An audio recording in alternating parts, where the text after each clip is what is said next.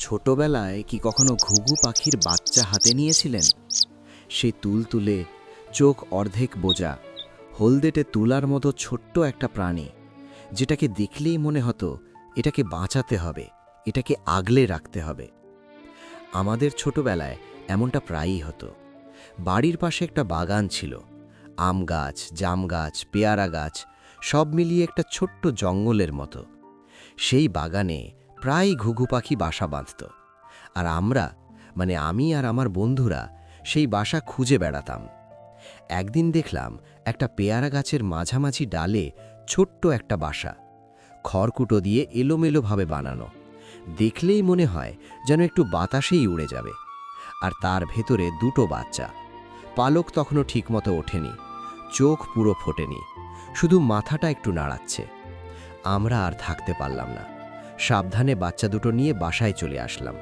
মা বকলেন, বাবা বললেন ছেড়ে দে, কিন্তু আমরা তখন সিদ্ধান্ত নিয়ে ফেলেছি, এই বাচ্চা দুটোকে আমরাই বড় করব। বাঁশের চটা দিয়ে খাঁচা বানালাম, সেই খাঁচার ভেতরে একটু খড় বিছিয়ে ছোট্ট বাসা বানিয়ে দিলাম। সরিষা, চাল, গম, ডাল যা পেলাম সামনে দিলাম, পানির পাত্র রাখলাম। প্রথম 2-3 দিন মনে হলো সব ঠিকঠাক চলছে, বাচ্চাগুলো একটু একটু খাচ্ছে। আমরা স্কুল থেকে ফিরেই দৌড়ে যেতাম দেখতে। কিন্তু সপ্তাহ পেরোতে না পেরোতেই একটা বাচ্চা চুপ হয়ে গেল, তারপর আরেকটা। সেদিন মনটা অনেক খারাপ হয়েছিল, কিন্তু তখন বুঝিনি কেন মরে গেল। এখন বুঝি, ঘুঘু পাখির বাচ্চা মানুষের হাতে বড় হতে পারে না, অন্তত সহজে না। কারণটা খুব অবাক করা। ঘুঘু পাখির বাচ্চাকে মা বাবা পাখি নিজেদের বুকের মধ্যে তৈরি করে একটা বিশেষ তরল, যার নাম ক্রপ মিল্ক বা পিজিএন মিল্ক। এটা আসলে দুধ না, এটা হলো পাকস্থলীর একটা বিশেষ অংশ থেকে নিঃসৃত প্রোটিন ও ফ্যাট সমৃদ্ধ তরল। মা এবং বাবা দুজনেই এটা তৈরি করতে পারে।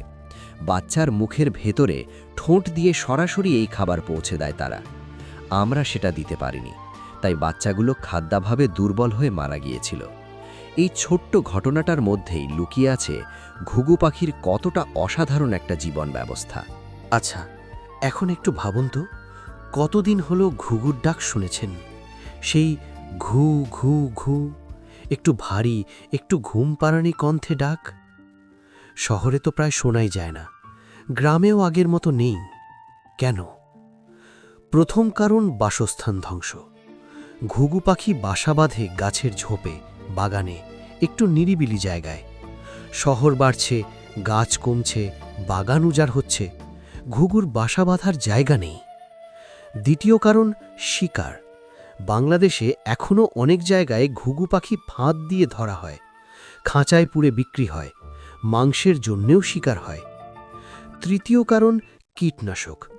ঘুঘু মাটি থেকে দানা শস্য খায়, খেতে কীটনাশক দেওয়া ধান বা গমের দানা খেয়ে অনেক পাখি মারা পড়ছে।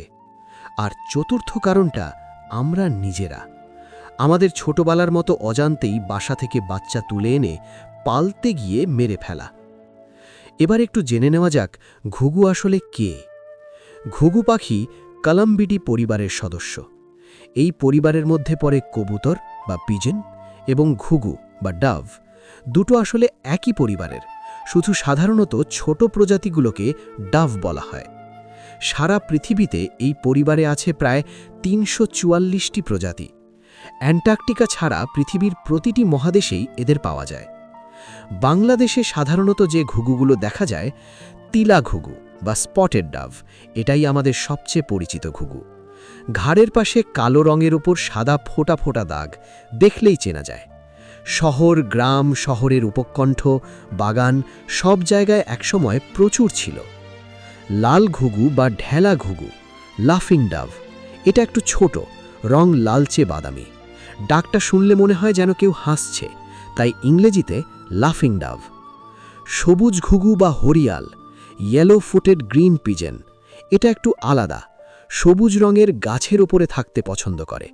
বাংলায় একে হরিয়াল বলে। হরিয়াল কখনো মাটিতে বসে না, এই কথাটা থেকেই এসেছে বাংলা প্রবাদ, হরিয়াল পাখির মতো মাটিতে পা না দেওয়া। ঘুঘু পাখি নিয়ে এমন কিছু তথ্য আছে যা জানলে সত্যিই অবাক হতে হয়। ঘুঘু কখনো মাথা না তুলে পানি খায়, প্রায় সব পাখি একটু পানি মুখে নিয়ে মাথা উঁচু করে গেলে, কিন্তু ঘুঘু এবং কবুতর পানিতে ঠোঁট ডুবিয়ে সরাসরি চুষে খায়, একটানে, মাথা না তুলে। এটা পাখি জগতে অত্যন্ত বিরল ক্ষমতা। ঘুঘু শান্তির প্রতীক কেন?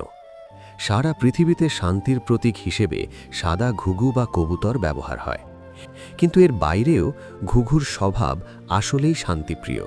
এরা আক্রমণাত্মক নয়, নিজেদের মধ্যে ঝগড়া করে না বললেই চলে। ঘুঘু আজীবন এক সঙ্গীর সাথে থাকে। ঘুঘু মনোগামাস, মানে এরা সাধারণত সারা জীবন একই সঙ্গীর সাথে থাকে, একসাথে বাসা বানায়, একসাথে বাচ্চা দেখাশোনা করে। এমনকি সঙ্গী মারা গেলে অনেক সময় দীর্ঘদিন একা থাকে। বাবা পাখিও দুধ দেয়। আগে বলেছিলাম ক্রপ মিল্কের কথা।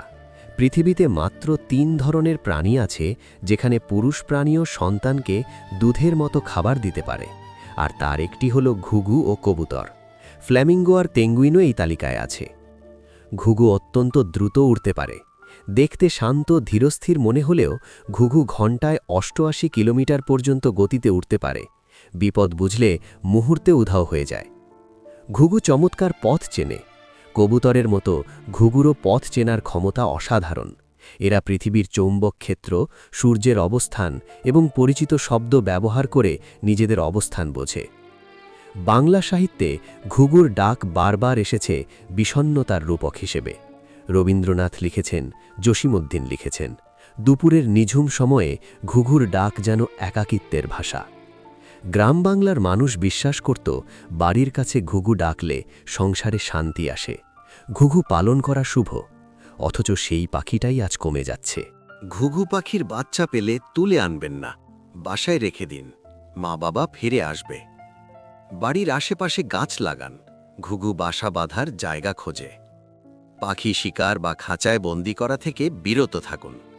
বাংলাদেশে বন্যপ্রাণী সংরক্ষণ আইনে এটি দণ্ডনীয় অপরাধ। আচ্ছা, একটা জিনিস কি খেয়াল করেছেন? ঘুঘুর বাসা খুবই এলোমেলো লাগে। কয়েকটা খড়কুটো, পাতার টুকরো, দেখলে মনে হয় যে কোনো সময় পড়ে যাবে। আসলে এটা তাদের এক ধরনের কৌশল।